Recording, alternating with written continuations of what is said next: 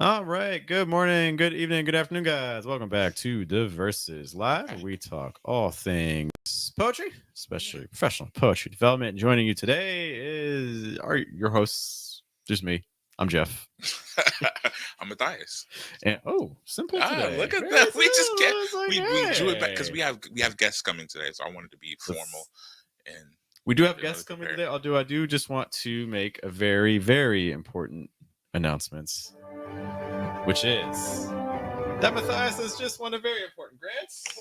Oh Look at him yeah, doing. yeah, Look at you I doing did, things. You do did. stuff. Look I'm at super you. excited. Also, okay, here's the thing. So I want to talk more about it. So yeah, we're gonna talk more about it. Next week. I'm gonna have a lot more to say about it because I'm Okay. having a meeting about it tomorrow. But yeah, I'm super excited, man. We just got the word yesterday. Everybody that won the grant, I actually applied for it not even that long ago, which was it's super cool. And if a lot of people that are out there that have applied for grants that kind of go out for grants fairly regularly. You know that typically you apply for something and then you're like just kind of in purgatory for a while before you find out about it. But this process, it was really simple. The mission statement was really simple and it was really clearly communicated.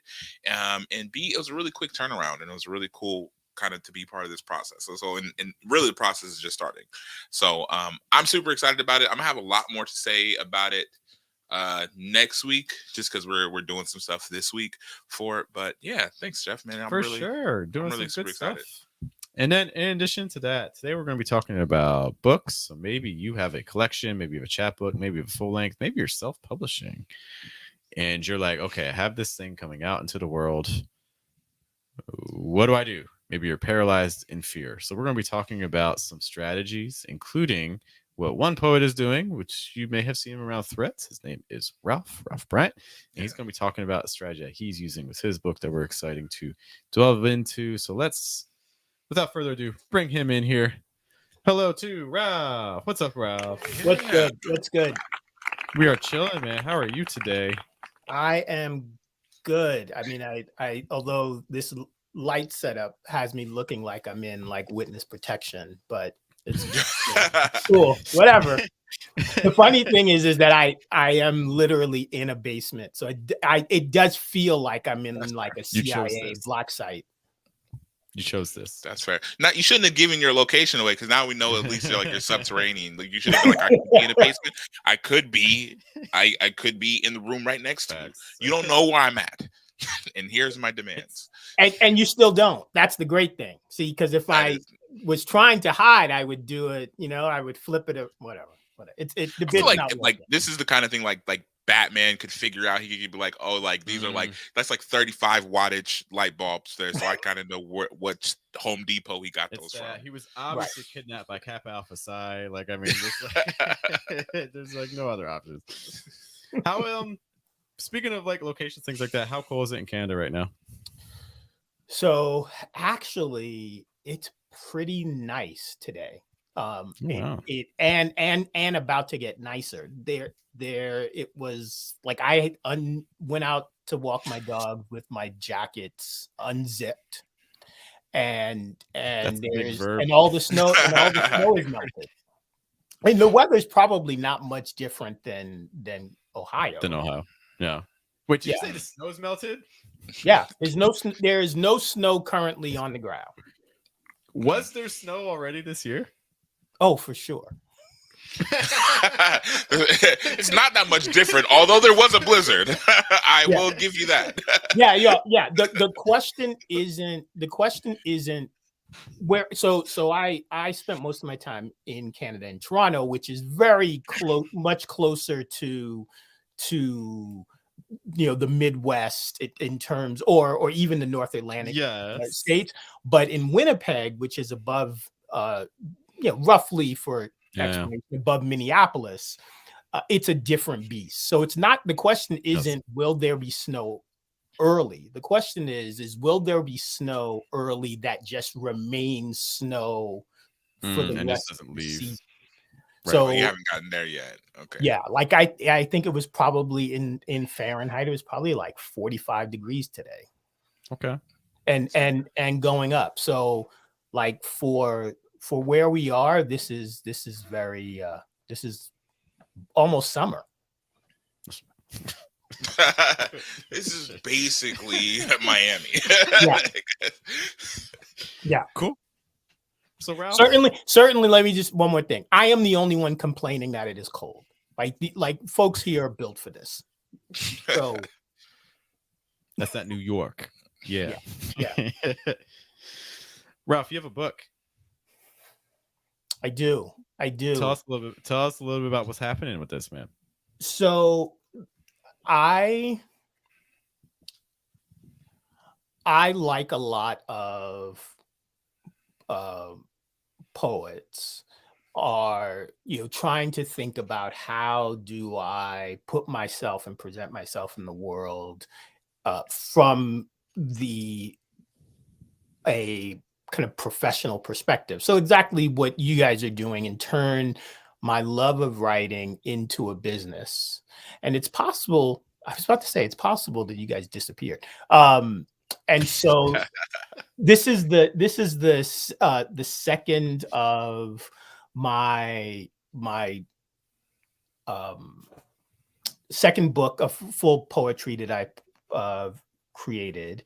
And the last time it was really just about bleeding on the page, and it wasn't about like I wasn't trying to sell a bunch of books. For a much longer story, I'd had this vision where I was told that I would write these 3 books, and I was really just trying to not have, angels mad at me.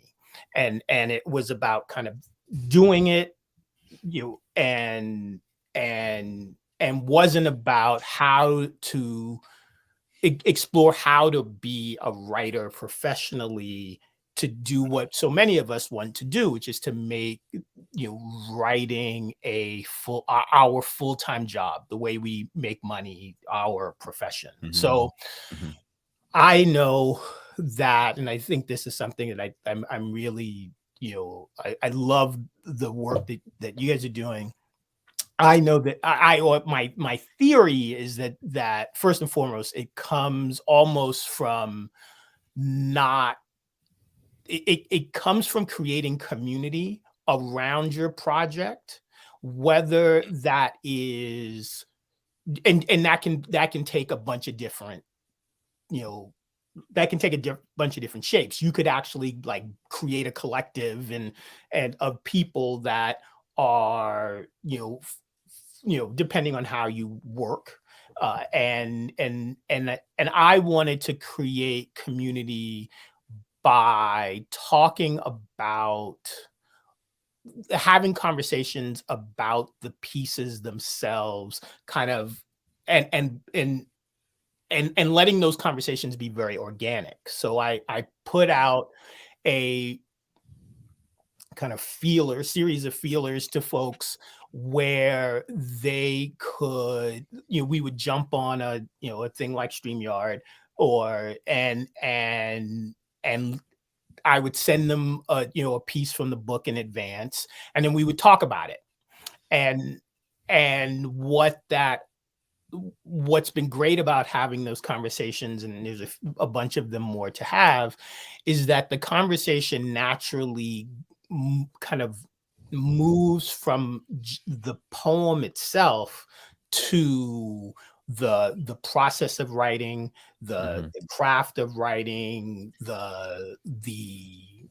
sometimes the conversation has moved into literally the backstory about the poem and not about the poem at all. Like it just, and this is what happens when you just kind of throw a grenade in, and the grenade being the poem and the invitation, and just seeing where the conversation goes. And then that becomes, yes, we end up talking about my book, but more importantly, we create vehicles of content that can live beyond the book. And I think that's the part where many of us, or where I struggle, even as I'm kind of thinking about this in the way that I would have thought about this for a marketing or sales client. In my other life, I do like marketing and sales consulting.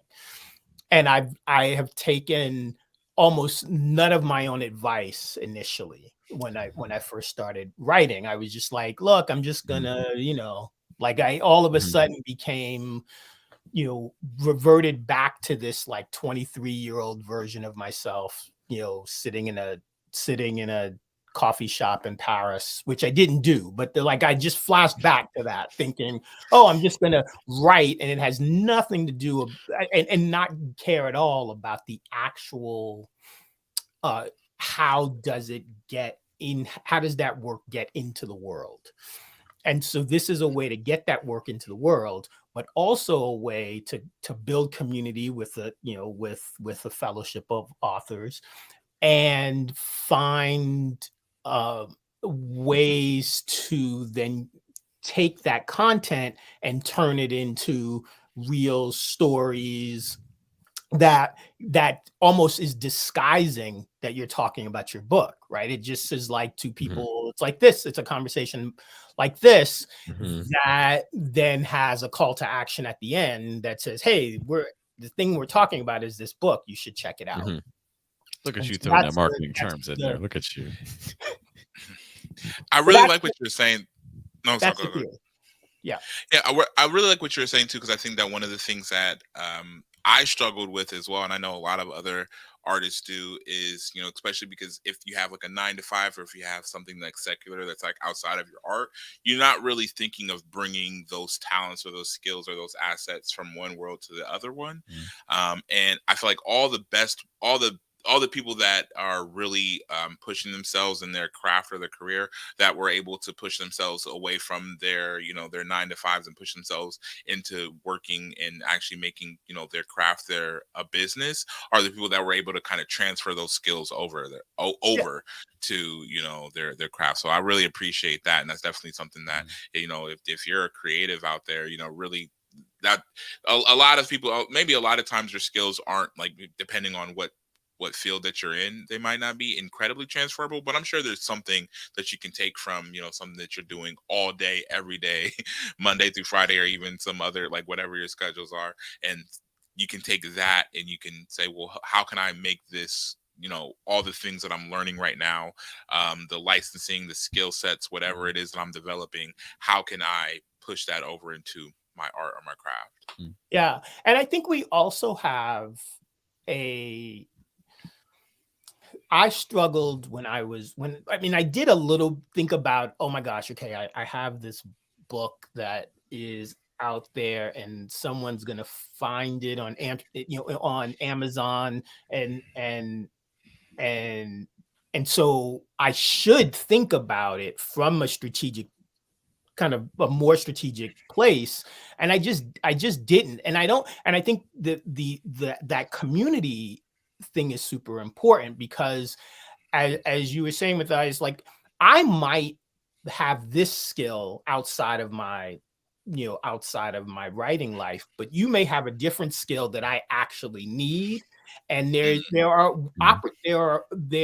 is I think, an extraordinary opportunity for us to cross barter kind of external writing skills, and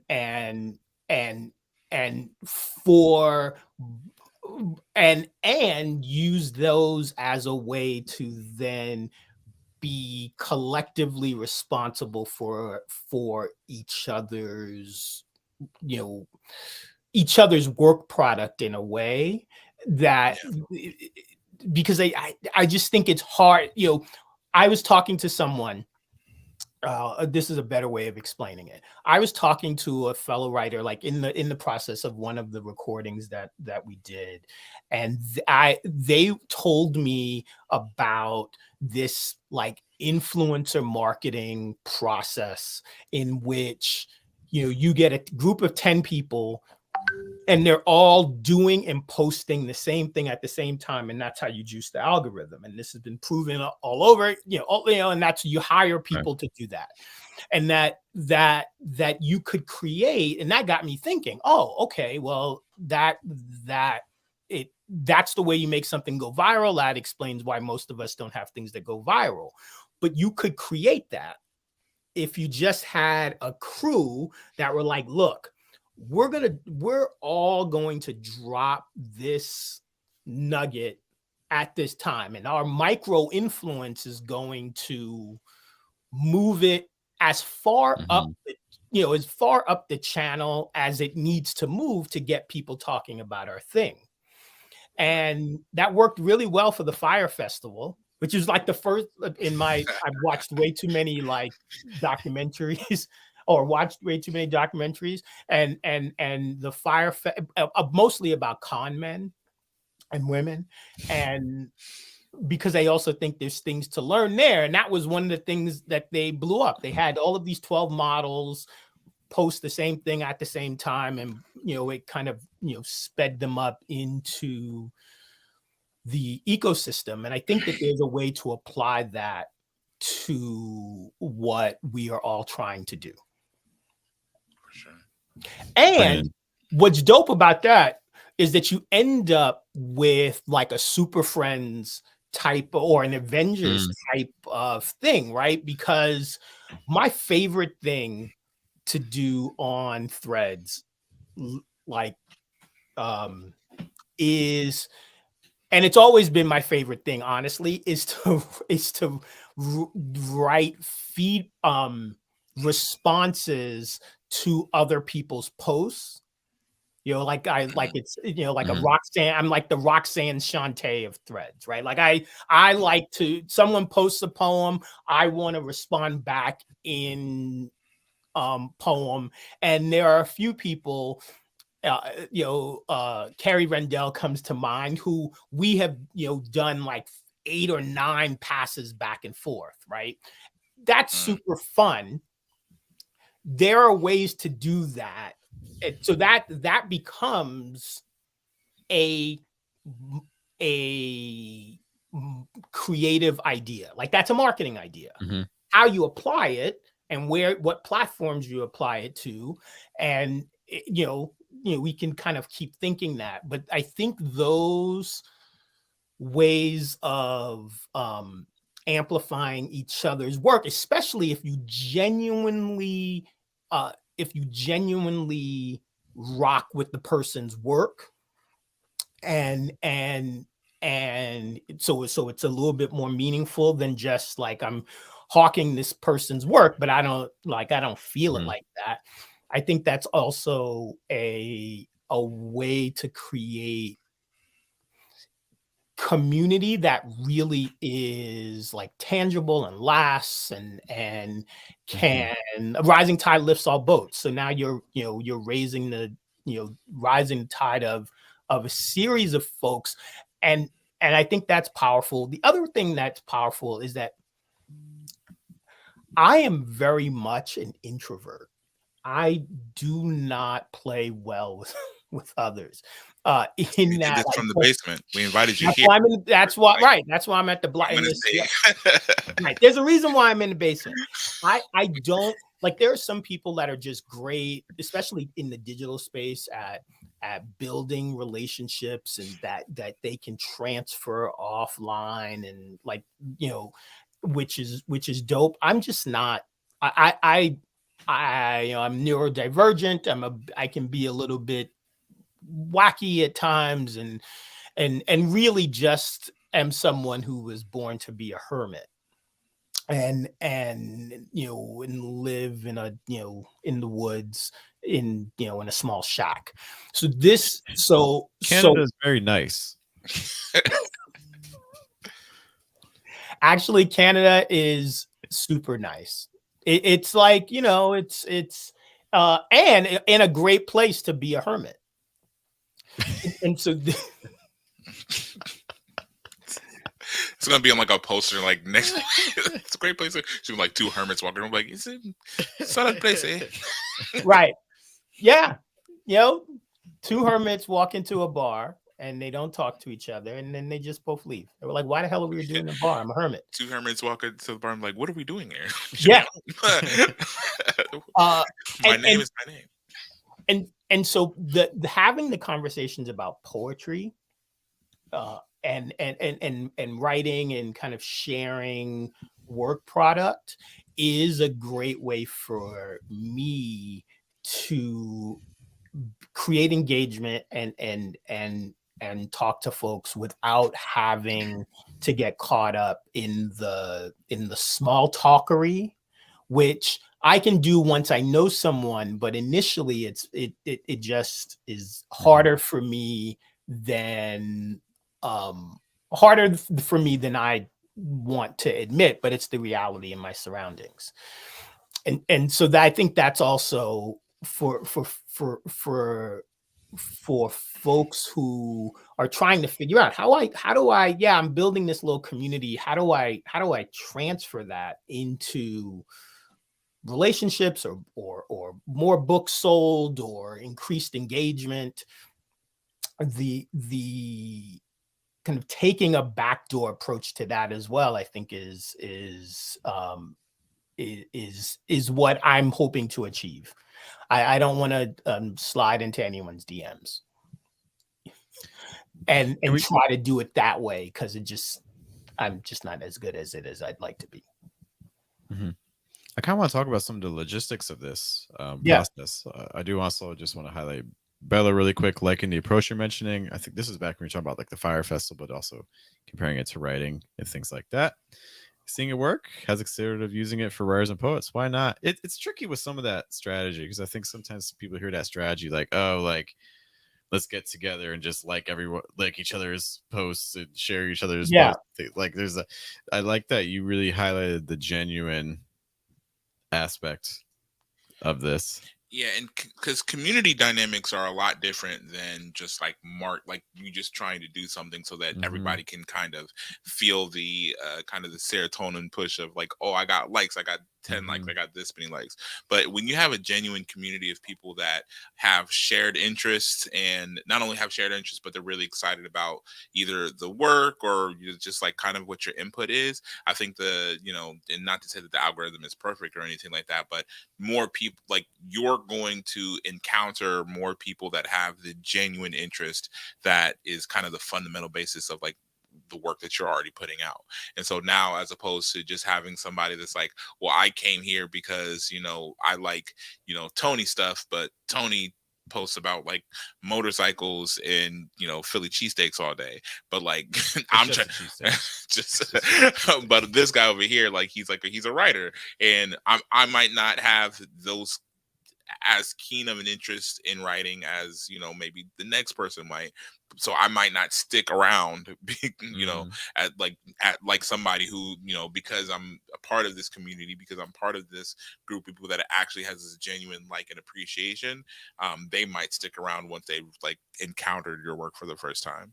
I don't know, have you guys seen the it's like a show series. It's like it's a season about like the creation of Uber. No, but it's on my list to watch. It's really, really good. But one of the lines he says there, and this doesn't really spoil anything, but like one of the things he says, once they've rode with us like twice, we have them for life. Right. And I'm like, that's like a really good kind of like thought pattern, at least in my thinking, as far as like somebody really encountering your work. Because if like you can make them kind of double back and really like now this is their second time coming across your work, and they came across it maybe not super intentionally, because maybe they're coming across it organically. They're like, oh, now I'm coming upon their work in a way that maybe I'm getting it from another subsection of social media, or because somebody else tagged them, or because they are tagged in something that I really appreciate it. Now they might really want to look into you and kind of foster that relationship. So that speaks to a strategy we've heard a lot. Ralph, are you familiar with Daniel Priestley at all? Yep. Okay, that's a huge thing he talks about, like 7-11 foring. Like you meet someone 7 times, you have 11 interactions with them, you see them in 4 different places. If you're able to do that, the chances of them feeling a closer connection to you, it's that same idea with the Uber, like riding. It's either that or a restraining order, but hopefully it's right.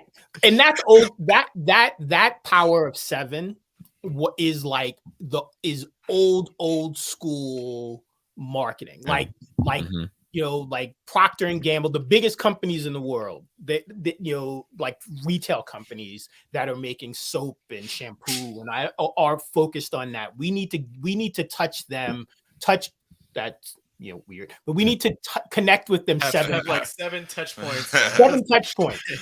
And those can be in store, which is why you spend so much money on end caps, and they can be advertising, they can be, the Super Bowl commercial, whatever the 7 things are. If it takes 7 for your brand to be linked in the mind of your consumer.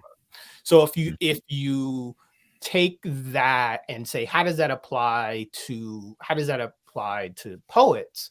Well, it probably will take someone, some number after 7 to say, I like this person, I like their work, I like them enough to want to engage with them, right? So you've got to see and sometimes those things are just likes, right? So it's a little bit, it's not just because you don't know what they're seeing of you, right? So you've got to see, like, okay, if they commented, that might be worth 3, and if they if they quoted, that's 3, and if they reposted, that's 2. And how do I get to 11? Okay, they liked 4 of my poems. They, like it, and then it's incumbent upon each of us to then go get them, right? Because there's no, especially if you're on something like Threads, where there is no direct messaging, right? So now how do you go get them? Well, you can go on Instagram. You can then engage with them as a way to kind of get them back to you. But the most further benefit too, because it's another location, because you're taking it to a whole other location. Exactly. And so then the dynamic is how do I get this? Or the way I think about this when I've said this to clients is our responsibility is to get that relationship off whatever platform it is as fast as possible. So if you've connected with them on Threads, via Instagram, then how do you get them to, sign up? Signing up for your newsletter is like, the easy, obvious one, but it's how do I make this person be my friend? Right? What do I, how quickly can they be in my phone? Like an actual contact? Like, how do I start to actually cultivate a relationship that leads to community? Because community for the sake of community doesn't work. As Matthias was leading to, you've got to figure out how to foster a relationship that leads to community in a way that still is following all of those other measures. Like, it has to be authentic, it has to be genuine, it has to relate directly to the person that you are hanging with. And you can attract that by being consistent with your content and a bit kind of aggressive with your content. But then how are you reverse engineering the people who are just hitting like, I like this, and figuring out how to get them, those people, not lose those people. And because I bet some of them with a little bit of pushing could be more than just a like. And I think part of this idea of engaging on my pieces is a way to do that, right? Is I don't need, for me as a human, I don't need like 10,000 followers. Like, that's not even interesting to me. And I wrote a post about this. Like, I need like 20 people that I really rock with would be all I need to do everything that I need on social media well. And I think that it's not just about how many followers you have, because yes, that will lead to some tickets. And if there's a great book, which I was just thinking about it, and as soon as I said there's a great book, that it went away. But it's about raving fans, and the idea is that the Bible. Sorry. Yeah. You know, when in doubt, say the Bible. There's like, I mean, Pat Flynn is like what, like super fans and things like that. I mean, it's the same kind of idea. Yeah, you need 10,000 fans to like live well as a creative, right? It's not it's 10,000 engaged fans. So no, not the word followers, right? Like transferring followers to fanatics is all you need to to be able to sell all your books and your workshops and the things that will allow you to actually do what you want to do most, which is to produce more content for those 10,000 fans. And as Bella posted, right, like that model works so well in music. My favorite band is this like older punk rock band named Fishbone, and they're a black punk rock band, kind of ska band from Southern California. They're probably in their, I don't know, early 60s now, and they perform still like 100, 150, 200 dates a year, because they're not selling albums. They haven't released an album in a few years. The only way they're staying alive and staying relevant is by doing small market shows for 1,000 to between 500 and 1,000 people, and then they're just repeating that model over and over again. And every local band that has done really well in their state or their province is following that model. How many shows can we do? How many albums can we sell to just keep my t-shirts, buttons, to keep mining that small number?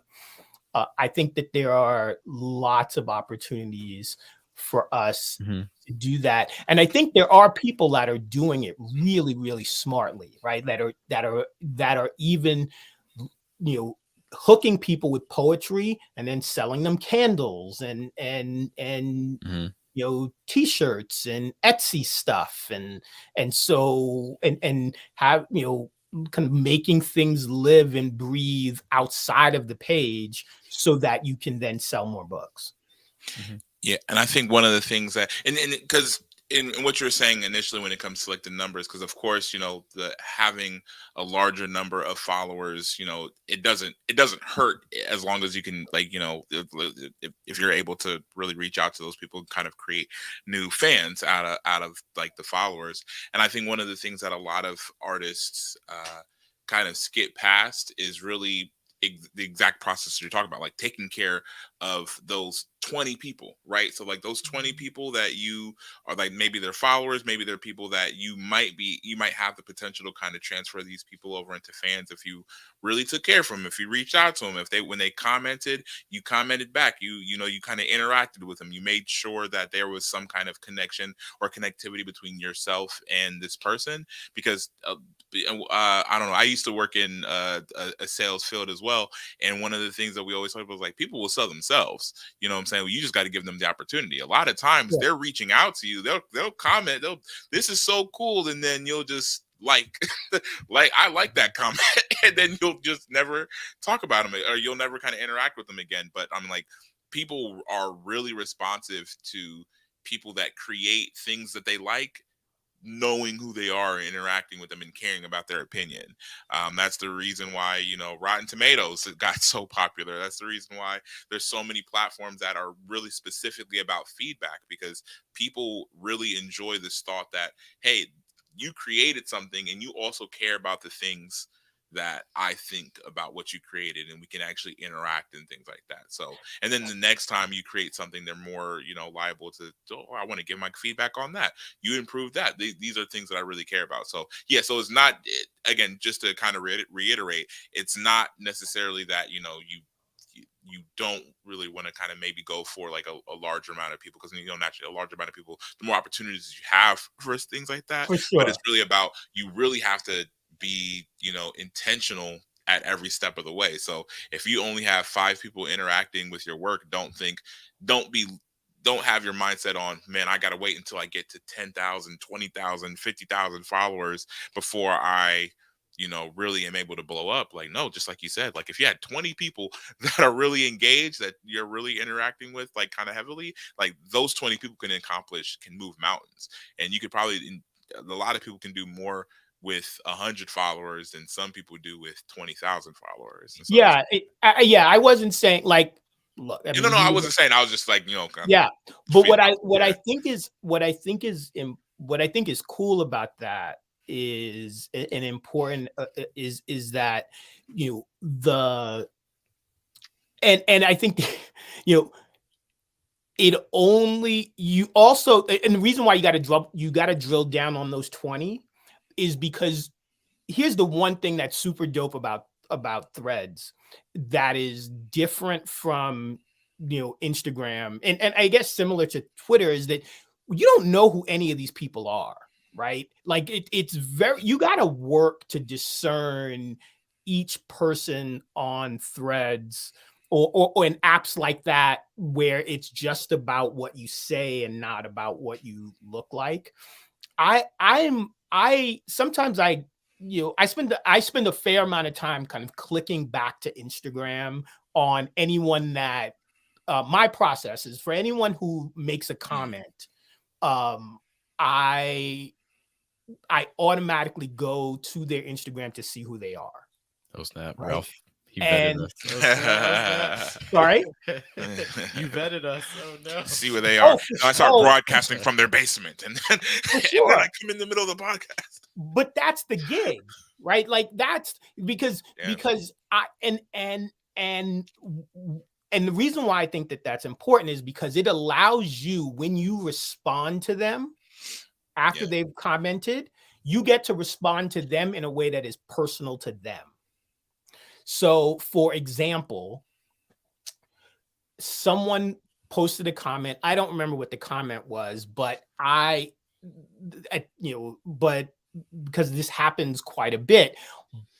But when I clicked over to their Instagram, I saw that their work in progress was about mermaids, right? So my response back to them was, elegantly threw mermaids in and allowed a dialogue to happen between us that would not have happened if I had just said thanks. And sometimes I just say thanks because sometimes I don't have the bandwidth to do more, but which, as we all do, right? Sometimes we're just kind of reading through and life is crazy. But that's why it's important that when we do have the bandwidth to go all the way in as much as with people and support other people with real comments, right? So and I yeah, no, I'm sorry, go ahead. No, I was just gonna say, man, I think that what you're saying right now is incredibly insightful, and I think is one of the things that a lot of people miss when they think about the job of like a social media manager, right? Because I think a lot of times you're thinking about social, they kind of think about the surface, because they think about the active part on social media management for them is what do I post, when do I post, and things like that. And that's these are not bad things to be thinking about, but what you described, that really simple way of, okay, I took something that somebody commented right now, and maybe they commented on a whim, you know what I'm saying? Like maybe that person was like, oh, this is great, and then they're not thinking anything else of it, so it's going to cut pardon me, it's going to kind of catch them off guard a little bit in a good way, when you're engaged and in touch enough to be able to respond with something that's genuine, that's insightful, and that can really like kind of start a conversation.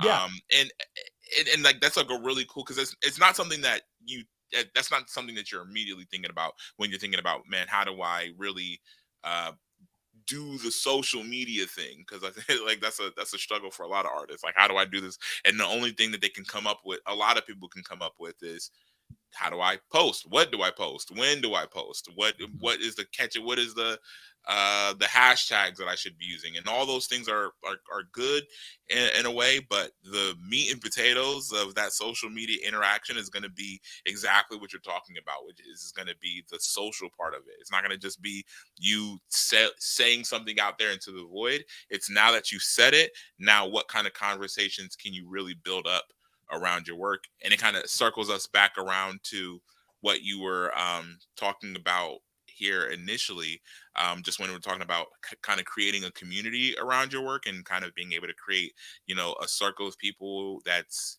growing, that is having that the conversation is always around your work or the dynamics in your work, and that's going to be the way to do it.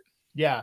And I think, you know, I think one of the things that I think you guys are doing really well is forcing those conversations, like, you know, doing events, creating conversations like the one we're having, and just like, you know, is there one person watching? Is there 100 people watching? Like the last time how I met Jeff, or how we engaged, I joined the Wednesday session, and we had, and it was just the two of us, and it was a really fantastic conversation. It caught dope. me a little bit off guard, but it was a fantastic way.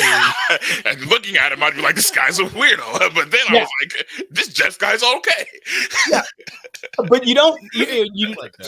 So I, now, because I took that, because you created the invitation and I took the opportunity to engage, now we're having this conversation, right? Exactly. And I think that having one of the, you know, the thing that we, you know, this baby community that I'm trying to harvest, the thing that we are talking about now is how to get up. You know, like what's the thing that we do, right? Does it look like this? Is it an open mic? Is it not an event and it's just a, you know, a Zoom meeting where we get together and plot? I don't know what those things are, but and that came up not because that opportunity, and we're kind of greasing the wheels, didn't come up because I wanted it to come up, even though I didn't mention it. It was someone else that we were talking about one of my pieces, and they were like, you know what, we should create more space for people to talk about their pieces, but not solely just to read their pieces, because the reading of the pieces is not enough. It's and because we're all reading pieces, right? It's one of my favorite pieces of content that I've experienced was back in the day, VH1, when they used to play music videos, they used to do this thing called storytellers. And yes, VH1 storytellers. Okay, yeah. I'm sorry. Go ahead, but yeah. Yes. And MTV had Unplugged, but VH1 storytellers went deeper, right? It was like, you know, so the the music, you know, whatever the song would play, and then there'd be no music, and you just sit there and listen to whoever you know, talk about, yeah, I was drunk in a bar and this girl, you know, like it's just all really interesting stuff. And it's that is not, we know very little about the pieces that move us, and we're always looking for them, right? We, you know, in all of the creative that moves us, we're always trying to like read liner notes or get the director's cut. You know, one of the dopest things that used to be on DVDs that you'd get you know, the director would watch the movie with the commentary from the director in real time. I'm really like I think that's that kind of like a, you know, BTS is behind the work is the thing that is where the magic is. And you see it from our greatest, like the biggest artists in the world, Beyonce, Taylor Swift, they do the tour, they make as much money as they can make, and then they release the concert film.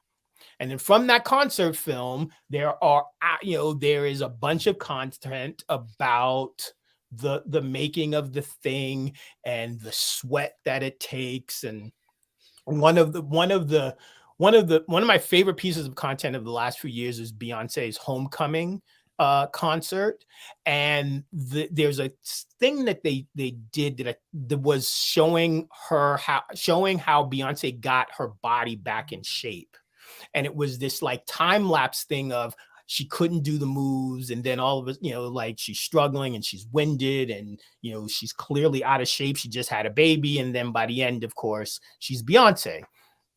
There are little moments that we can create with our work by finding but we've got to create those opportunities to do it. And all of the stuff that we're talking about here is how you create those moments, because anyone can write all of us can write poetry in whatever shape, style, whatever, right? There's always going to be someone that digs the words that you say, which means that there's always going to be someone else for them to dig, because there's billions of us trying to do this.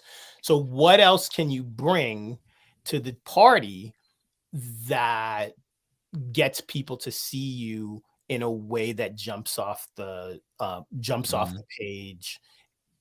And that jump off the page is the meaningful stuff. Yeah.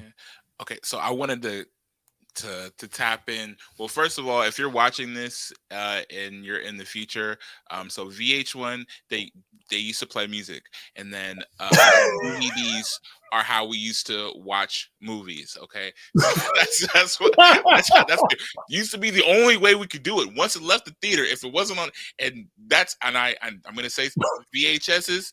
I don't even want to burden you with that information. If you're from the future, just know they used to be a thing.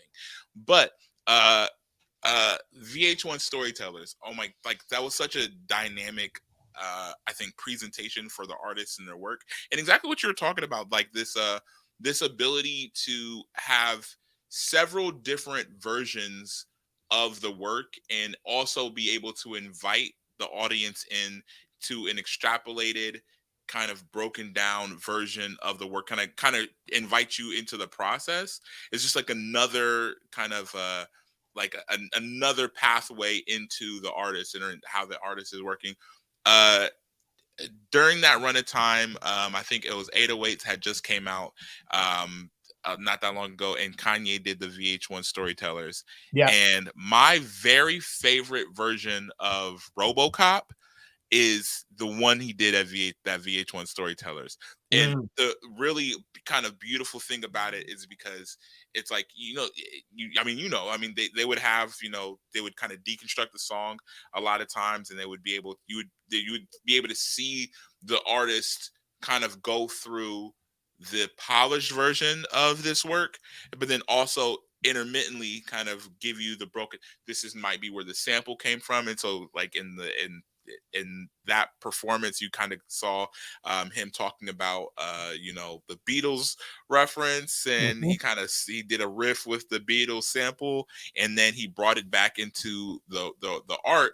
And the really cool thing, and it's still on YouTube now, but you see the people, the commenters, and you see the different generations of people commenting, and you see people that were genuine true Beatles fans, that are genuine true Beatles fans, that love the Beatles. They weren't even there for Kanye, right? But they got invited into the content because they were like, this is a Beatles reference, like somewhere in here they're using, I think if you went and you searched Beatles samples, and then you found that VH1 Storyteller like kind of episode, and then and now you're exploring this other artist that maybe you didn't have a whole bunch of interest in before, but because you were interested in the Beatles, now you're interested in this.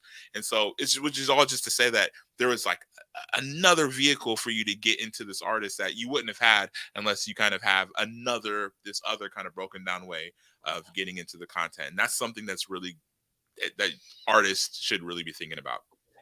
Also, absolutely. And so from that standpoint, like if I found a poet that I dug, that and I've seen a few of their pieces, and I really am like, we have a thing. I haven't done this yet, but it's on my like wish list. I have this, not to create another very old reference, but I love those like Marvin Gaye and Tammy Terrell, or Alexander Neal and Sherelle, where there's these equal. There used to be these R&B, men and women, but not always, where they just were like equally superpowers, and they're just going at it on a song, right, or on an album. I would find 3 poets that I dig and do like collab chapbooks. And just like, you write 5 pieces, I write 5 pieces, we throw them together, boom, let's send, and then we send them out to our, whatever our network separately. But now you're building and creating a library of content that expands beyond you, and you're inviting someone else's, audience in. So maybe you pick up a couple folks, maybe they pick up a couple folks, and you've got another story to tell in your newsletter, or to share, another kind of level of content to share to your audience. And you get to build that, you get to build the magical community, and you get to flex a different writing muscle. And I think that's powerful too. Yeah, I was like, what you mentioned just now as well, and I think that's like, this is also something that it's such a powerful, and so I'm only kind of reiterating what you said, but this ability to be able to create and build a catalog of your work that's working like differently depending on the space that it's in. Because just like you said, if you have 3 or 4 like poets that you're like, okay, I really like working with these poets, we're going to create our chat book, and maybe this is going to be this chat book this point in time, and then maybe you perform off of that chapbook. Maybe you're eating off of that chapbook for a while, and then you're like, okay, time to do that again with this other group of poets and things like that, with these this different group of poems, or for this different circuit, or let me try to figure out how what this area or this region is really responding to, and let me create work that I think is going to speak to, like these people with this kind of dynamic. And I think that so many artists, and again, there's different ways to approach it, so it's not to kind of talk down on anybody else's process, but I'm like, the internet, and I mean, I feel like back when VH1 was playing music and DVDs were a relevant item to have, it would have been a lot that during that window of time, it would have been a lot harder to be able to create and kind of push yourself, into these spaces, because you have kind of a fairly defined, like the avenues to be able to produce your work, even digitally, were not as fruition. But like now, oh my gosh, if I tomorrow decided I really wanted a chapbook, I'm like, I really want a chapbook right now tomorrow, that's a 2-day process. You know what I mean? To create, just if I'm just want to create something just to have something, that's 2 days. You know what I mean? Now, to create something that I'm really proud of and that I'm really, really excited about, maybe that takes a little bit longer, but it doesn't take nearly as long to be able to produce and get out as it used to. And I think we have to really put ourselves into that mindset of just what you're talking about. This, I'm just going to do it. Like I had the thought that I wanted to create a chat book. Now let me create the chat book. I don't want to wait until, all right, let me wait until, you know, I'm ready in this 7-8 month window of time. Let me wait until this is a little bit more relevant. Let me wait until I get over. Like, no, like you had this thought, you had this idea, all this, like if you, a simple, I don't know what search engine that you use. It could, like, simple Google search will probably generate anything that you want, but YouTube is incredibly helpful. If you go on YouTube and say, I want to insert this thing, create a chat book, I want to create whatever, like whatever you want to do, I'm sure, like, you know, in time, you know, diverse is, you know, is like as another platform that, you know, I want to do whatever. You can find us like talking, or you can find Jeff talking about it. And like there's so many avenues that offer instruction and offer resources to be able to do whatever you want to do, whatever you want to do artistically, and exactly what you're talking about, like just doing it, man. Like that's the admonition, that's the push that so many artists just need. The push is the important struggle for me, and every creative's got their kryptonite. For me, it's the push, and it's the push in real time, because as soon as, like, I am someone who is always thinking about the next thing. So the idea that I come up with today won't be nearly as interesting to me as the idea that I come up with tomorrow. So that means that, like, one of the things I am thinking about myself as an artist, that, you know, I'm working on a novel, and I'm thinking maybe I'm not a novelist. Maybe that's just not what I'm supposed to do. Maybe I'm a short story writer, and I'm going to write this anthology of short stories, because then I won't get bored, I won't lose interest. So that's might be my that might be my process. But what I love about the chapbook idea, quickly, as a thing to have, and I hadn't thought about this till just now.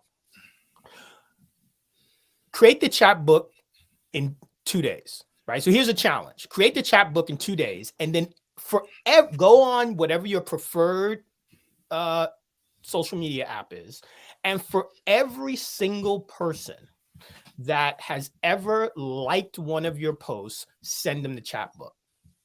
Like, be like, you know what? I thank every single person for rocking with me. And this was what I was going to do when I hit 1,000 followers on Threads, is that for every person following me, all you have to do is say, I want it, and I'm going to send it to you. Boom. And what you want from them is depending on, you know, what your strategy is, you either want their email address or a phone number or something, because now you've moved them from whatever your preferred platform is into an ecosystem that you can control. And it would take 2 days, you know, a couple days, and it would cost you absolutely nothing. And if you got a 10 to 15% return, so if you've got 1,000 followers and 100 people say, yeah, I want that free chapbook, now you've got 100 people in your newsletter. Boom, you've just turbocharged your thing. And then you decide, okay, so how do I keep them on the hook for whatever the thing is that's coming? That's a brilliant idea, man. That's genius. And I don't know if y'all are out there, if y'all are listening, Ralph _Bryant on Threads. Go ahead. Like what are you? Where are we at? You're at 904 right now. Let's get Ralph to 1,000. We need this idea today. And then Jeff, and then I would follow that up.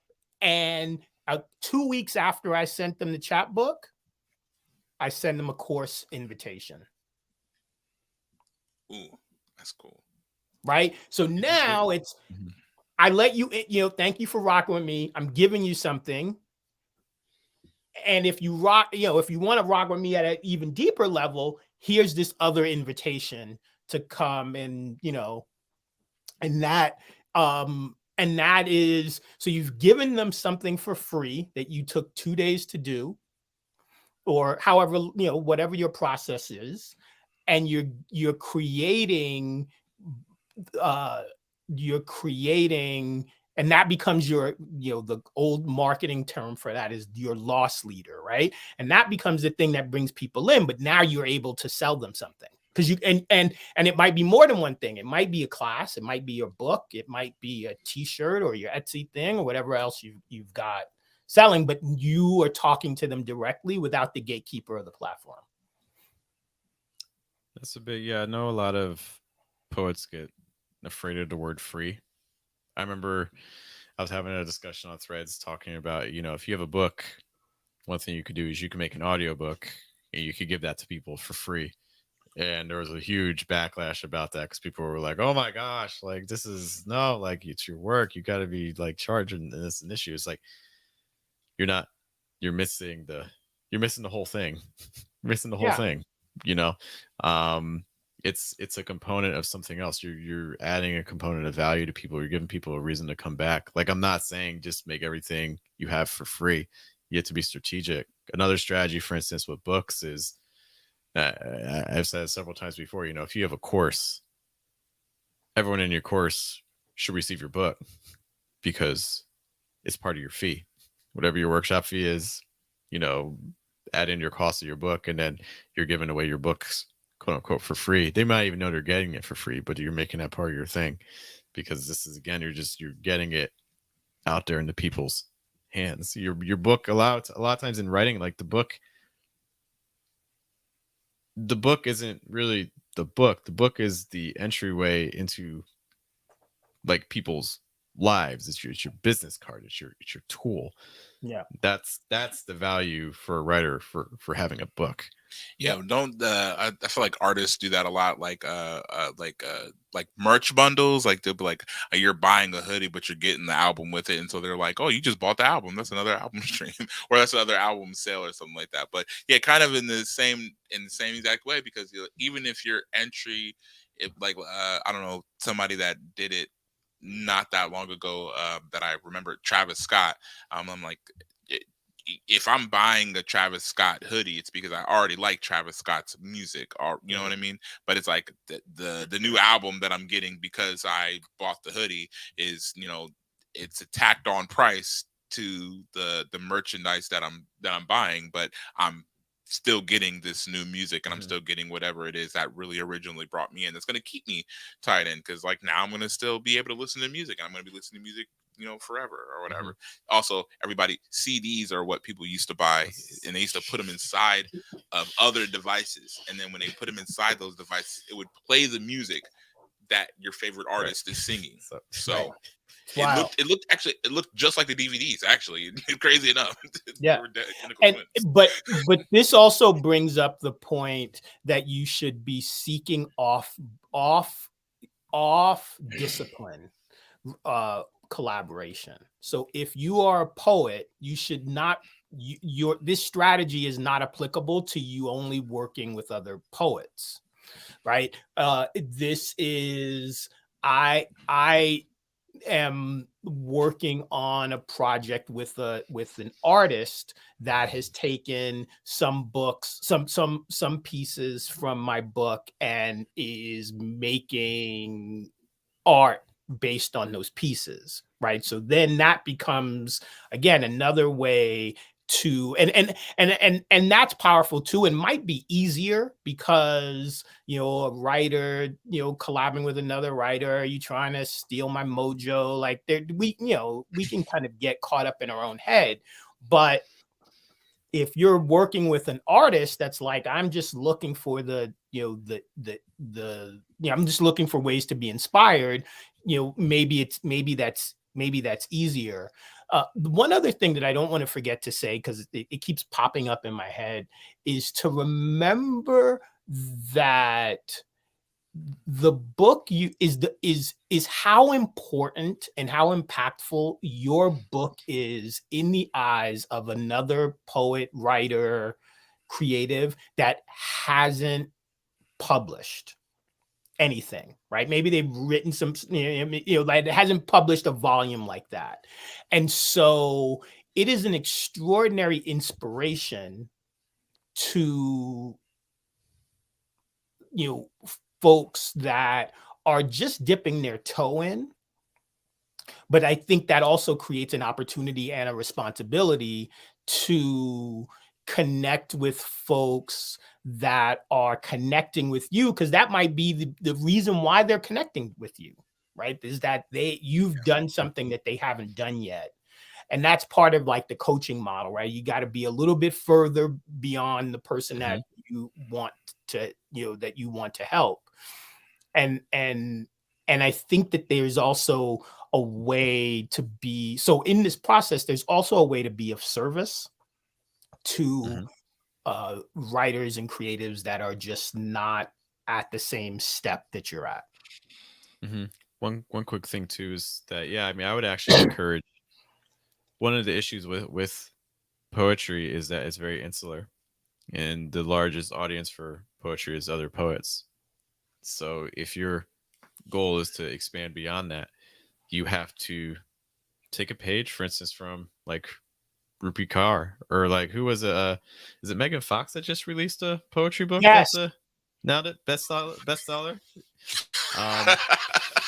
But this is Drake released one too. This is and but why are they doing it? Because they know their audience. They know their audience wants that from them. So it's like, I know Megan Fox's audience wants poetry from her. They obviously do though, because it's a bit. I'm not gonna be all right. So maybe not all of them. But no, I didn't know. I just okay. I mean, it makes sense. But this, like, I guess, like, I think it's when you have those super fans. It's like all of Megan Fox's fans, they're not gonna get it. But like the people who are hardcore into her, or like Rupi Kaur, like what you're seeing is that your best-selling poetry books aren't from your Pulitzer Prize winning, poets. They're from celebrities, people who have already kind of established a base. So I think what this speaks to is that if your goal, is to get people involved with your work, I think trying to find ways to engage people who aren't traditionally considering poetry. And like,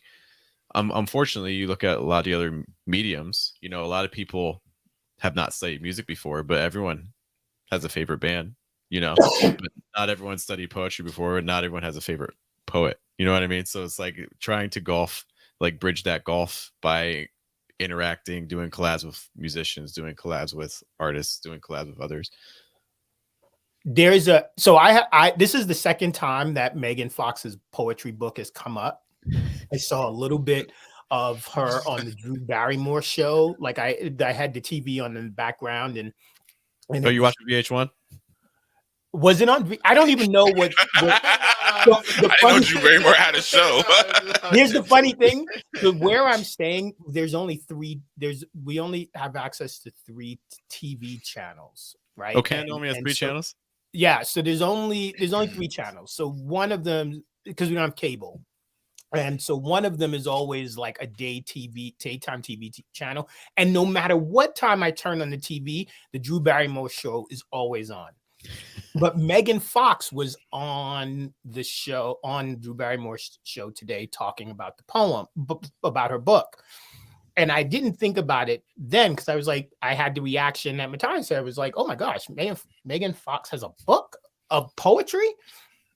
But in just thinking about the echo chamber and the algorithm, if I wanted to truly thirst trap, which I'm not opposed to, I would buy Megan Fox's book.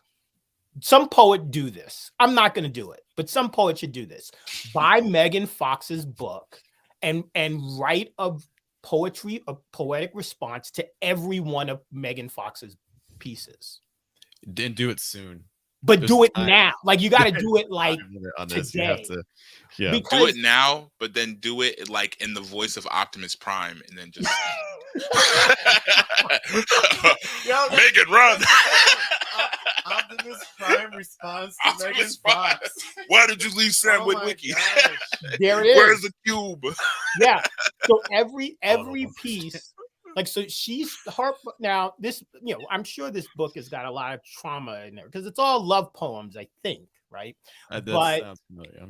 But if we have to, we at this point we just have to buy the book. All right, how much? Stream next week. We have to look at Megan Fox's poetry book. But if you turned it, if it like so that I am so in on this idea of responses to Megan in the voice of Optimus Prime, like it's genius. And you probably don't even have to buy the book. You could search. I'm sure that the publisher has posted like 8 poems of the book somewhere. Just search Megan Fox book, find the 8 poems, respond to them, chat book, boom. Like, but you got 72 hours. I might have to. Oh my god! Should like write it in like the language of Cybertron, and then just like have all like it like encrypted with. I think we need to make a hashtag. Hashtag Optimus response. Wait, okay. Listen, if you're to make responsible. Okay, because I would really devote some real time to it. To at least I'll do I'll do 2 poems. I can devote myself to 2 poems by next Tuesday. I'm for sure. Oh my god, Ralph, wait, hold on. Do we have anybody next Tuesday? What are no, I don't. We don't have a. So if the world hasn't ended and the internet is still a thing by next Tuesday, I really feel like we should all just meet up again with our poems. You're welcome. Turn it. Okay. Let's go one step further. Turn it into an event. Like open it up. Maybe there's 3 other people that's gonna write 2 poems, and it just becomes and we invite Megan Fox. Like slide into the DMs of her PR person and say, hey, we were really moved by her book, and we're going to do a group of poets is going to do a appropriate response in the and Megan, we don't tell her. Megan, will you do a Megan response to Optimus response to? We're just gonna like wake up tomorrow. There's gonna be a cease and desist letter in each of our emails. Like, don't do that, or else. But okay, you know what? You know what's so funny? Like this reminds me. So like years ago, and it actually snowballed, and it happened in a way that that I wasn't really caring to maintenance or even care about. But like years ago, when I was like in my, I want to say like probably early 20s, like really early 20s, as I actually wrote a poem about like cupcakes versus brownies, right? And I wrote this poem, and to me, it was just like I liked cupcakes, and I was just like brownies are kind of stupid. And so, but it like that was like literally the poem. One day, I did this poem at this open mic that's here called Righting Wrongs, and I did the poem, and then there's this other poet who was like, I actually love brownies, and that it's such a weird thing. It went from just me and this poet having this kind of conversation, and me being like, I'm standing 10 toes. Like I didn't even care that much about the topic until somebody was opposing it, and then I'm like, oh, now I'm willing to die for cupcakes. And then we ended up being able to kind of fold it over to the point where it was like an entire event. So like when you mentioned like it becoming an event, like we had an event where it was like 3 poets versus 3 poets. It was cupcakes versus brownies, and there was some lady that sold desserts, and she was there selling like both. So it was like it kind of it went from the poem to there was product that could be attached to it. Now, if I was smarter, then I would have been like, let me continue to feed the beast, and I really should have. But it's just this, like, it's just that thought, like, stuff like this where if you have like an idea and there's something tangible out there that you can really capitalize. Because again, if not for this conversation, I don't know that Megan Fox has a poetry book. And it's also, but listen, it's not, and that's not Megan, because clearly, if I release a poetry book tomorrow, I'm not going to get the kind of visibility as Megan Fox. But like, I think about how like that is another avenue. Like Megan Fox is entering into a world, or maybe she's done other poems. I don't know if she's done other poetry or whatever, but like I just know her from Transformers. And so, but she's entering the world of poetry where like now, like people that do poetry, they're right here. They're like, oh man, you're doing poems. And so now you get another space that's able to react and to kind of interact with your work that you might not have necessarily expected it, because it's something that, you know, it's a byproduct of the thing that you're going to be putting out either way. So yeah, I'm really excited to write a poem that's on this, guys. And you know, and if I were you, Tyus, every time cupcakes came up in the zeitgeist, I would be dusting that poem off. I really should. Actually, that's as long as you're okay with being the cupcake guy. No, but look at this cupcake guy over here. Like joking, but also kind of because that's what people will start identifying you as. And that's true. That's true. You have to be willing to. Do you want to commit to that? And it's cool if you do, but it's also okay if you don't, because it's like just because what ultimately all you'll get is a lot of people giving you cupcakes, right? You may not sell anything, but you'll people and that's all I'm doing poetry for. It's free cupcakes. That's the only reason I'm doing poetry in the first place. Like if I could get to the point where people see me and they're like, I want to give this guy a dessert. Like I'm like, I've kind of made it. You know what I mean? I'm not trying to take care of my family or nothing like that. I'm really trying to just coast on the dessert tray. Ralph, I want to make sure we have time. We haven't talked much about. We talk a lot about strategy and promotion, but we haven't necessarily talked a whole lot about what you're. We've discussed the general idea of what you're doing with your book, but I kind of want to talk with you about some of the concrete logistics about what you're doing, if that's okay with you. Yeah. Relatively rapid fire, because I know it's getting late. Yeah. Okay. So for sure. So first things first, you have mentioned that you are reaching out. And in fact, you did it with me. Like you're reaching out to people kind of directly, be like, hey, I want to read 2 pieces from you. Talk about the strategy, because you asked me to pick 2 numbers and things like that. So walk me through the steps you're taking with this book. Yeah. So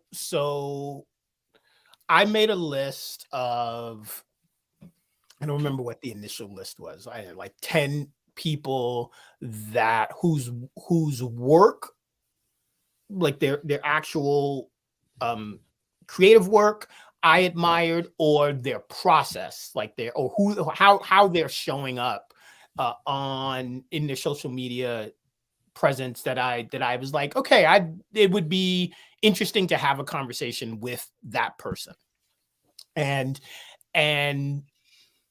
then said to each of them, made a little video to make it, and sent it to folks directly through DMs that said, hey, I like you. I like your work.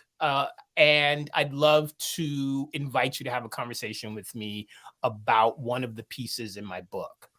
And so then I asked people to give to give me a number. Like for each person, it happens a little bit differently, but I didn't want to have like one kind of set way to do it. But so I've asked people to give me like a random number, and then I give them, and usually I with the idea of giving them 2 choices. And so I send them 2 poems from the book, and so just the order, like, the order that the poems are in the book, and then send it to them in advance,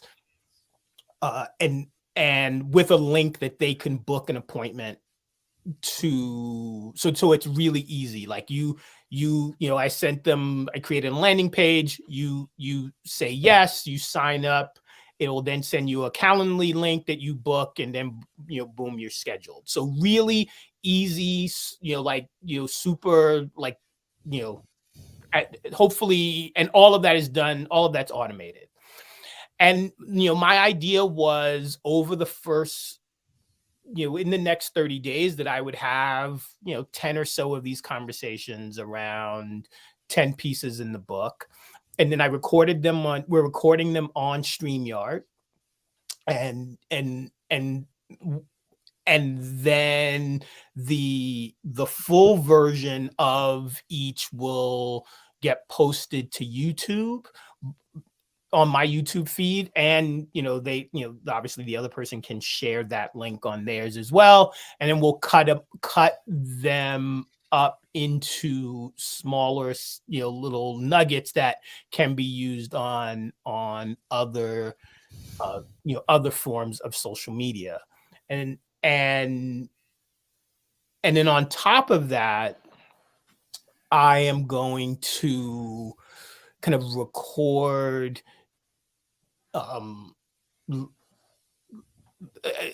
I'm going to record some live versions of each of the pieces that are selected, so that those there'll be another kind of generation of video that is, me, cut between me, kind of doing some spoken word and having those conversations, so that it's a little bit more dynamic, but it also allows for that content to be repurposed. How many of those conversations have you had so far? 5. And how will it in general, like, so again, the goal is to have 10. Have you already reached out to 10 people? Like, what's your success rate? My success rate, quite frankly, is not very high. And I think part of that is because of me. I went away and like, no one's gonna, very few, the only people that will respond right away are the people that say no.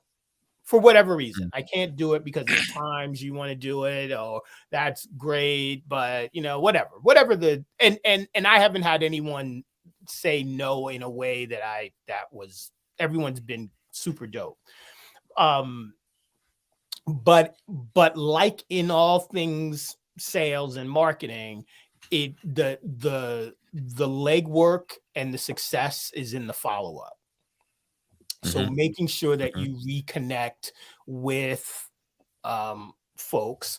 And then the other thing that and then something I realized that I was doing that I'd kind of decided that I didn't want to do, which is to gatekeep myself around who would be good people to have conversations with. So yeah, I had these like 10 people, 10, 12 people that I dug, and so I reached out to them.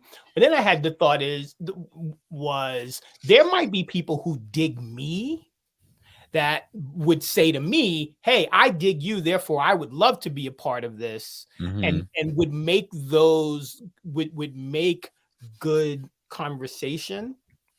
So at some point I opened it up to and posted it publicly, and with the idea again to see what we get. And what that means is that maybe when all said and done, it's more than 10, which would be cool too.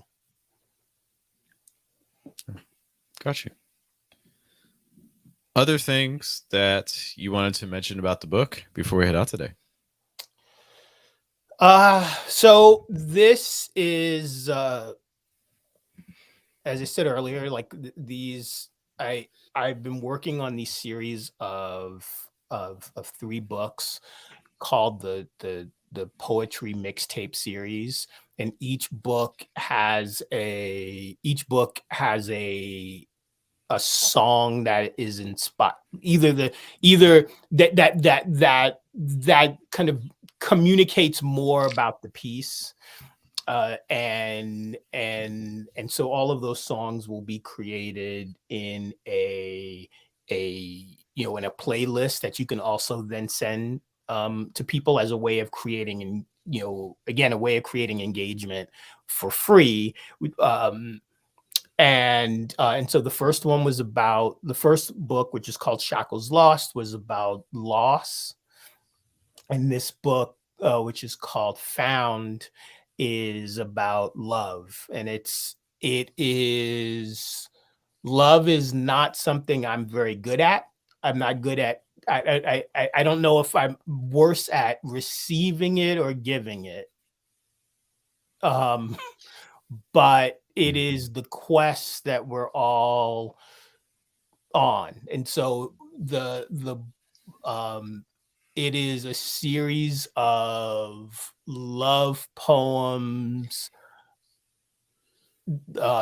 categorized in the possibility of love, the pain of love, and the power of love.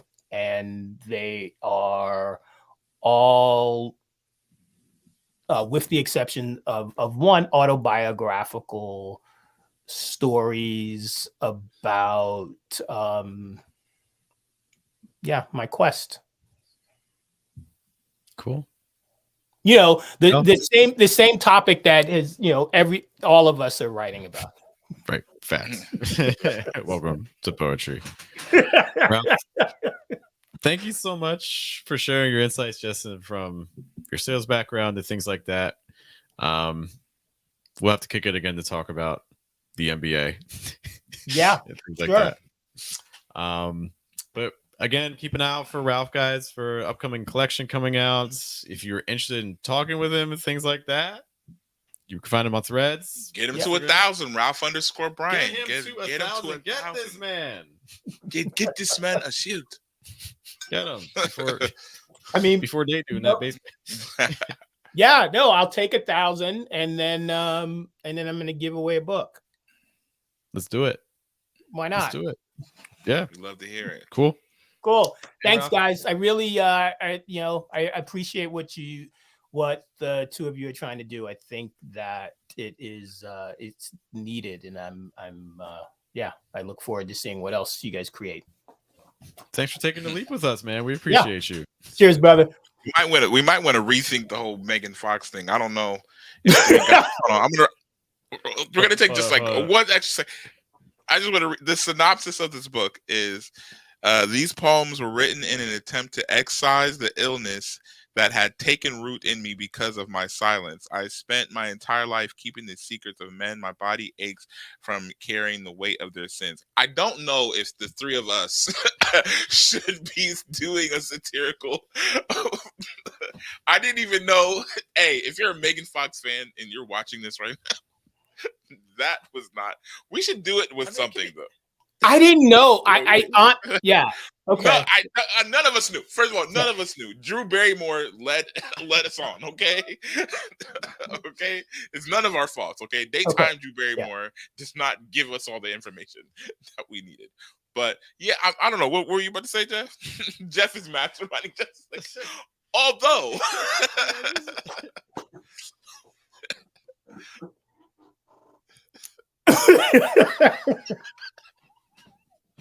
So the collection, is this the name of the collection? Pretty Boys Are Poisonous? Yeah. Yes. Yeah. So our response is that we're no longer going to do, of course, is called Pretty Bots Are Poisonous. Writing itself, guys. Oh man! Unfortunately, that or even just like or Decepticons are poisonous or something like that. Both are, but oh my god. That title just made it a lot harder to be like, yeah, I don't know. Too. Next thing you know, we're on a message board of like these poisonous guys. They were poisonous guys too. We can't. I mean, maybe I'd have to see the individual poem. Okay, guys, we're gonna table the idea. Let's table. Okay. Let's table. We're gonna talk about this behind the scenes. We're gonna read some of these poems. Let's see maybe okay. Yeah. Maybe so. This is where. Yeah, you know what? I was gonna say this is where maybe a poll would be helpful, but I just think that we're asking for trouble. Although I do think it's very possible that while maybe not a full book, I definitely see at least a poem called Pretty Bots Are Poisonous in my future. At least one. Not as a response, just as a seminar. Just a quick 15-minute sure. whiteboard presentation. I want to see some individual poems. I think it'll give me a better gauge. It's a bestseller. It's an in love poem, so I'm wondering like it's a top selling poetry book. It's like top 3, I think. Jeez, it's not even. It's when did it come out? Like September. Recently. It's not that old. Yeah. Anyways, We'll do some research. Research. We'll keep it Research. posted, Ralph. We'll figure this out. All right, man. Ralph, I'll let you go. Matthias, I'll let you go. You guys have a good night. Good to You've meet been you, watching man. Versus Live. We'll see you all later. Have a good day. Have a good night. All Have a right. good afternoon. Take care, Ralph. Be safe. Cheers. Bye.